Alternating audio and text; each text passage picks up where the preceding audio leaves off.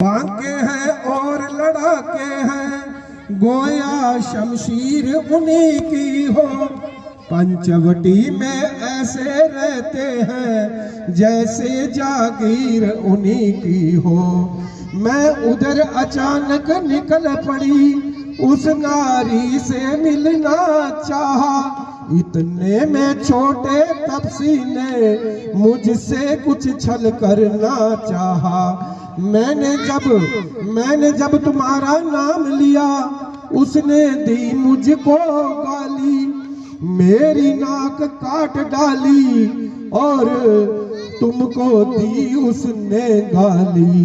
मेरी नाक गई सो गई, अब अपनी नाक बचा लो तुम।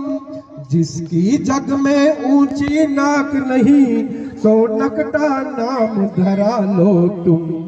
अब इस पे रावण क्रोधित होकर कहता है, नाक कटी नकटी हुई, चेहरा लहू लुहान हुआ, बता तो पहना शुरूप लिखा, ये कैसा घमासान हुआ।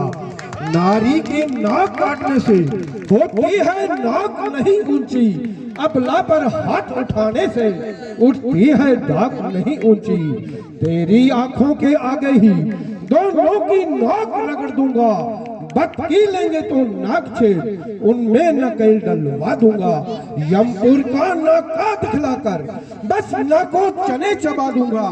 ये समाचार, ये दुराचार क्या खरदूषण से कहा नहीं, उनका भी तो वही ठिकाना था, क्या उस कुलभूषण से कहा नहीं। तो अब उस पे शूर्पणखा कहती है, भैया वो दोनों सेना लेकर गए वहां, अत्यंत घोर संग्राम किया। इतने में बड़े तपसी ने उन सब का काम तमाम किया।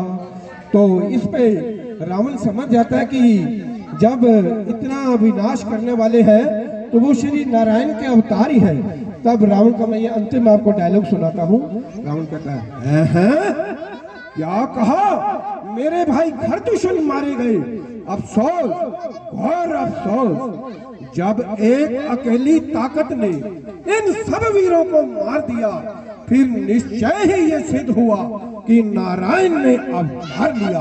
अपना परिचय देने की दिखलाई है ये तरकीब मुझे इस युद्ध के कारण।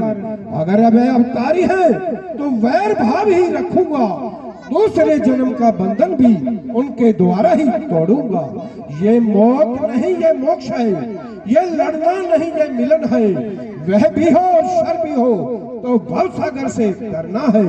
वह काटे ना फिर जिंदा रहे जमाने में, तो टूटे मेरी बेस बजा, लानत है शस्त्र उठाने में।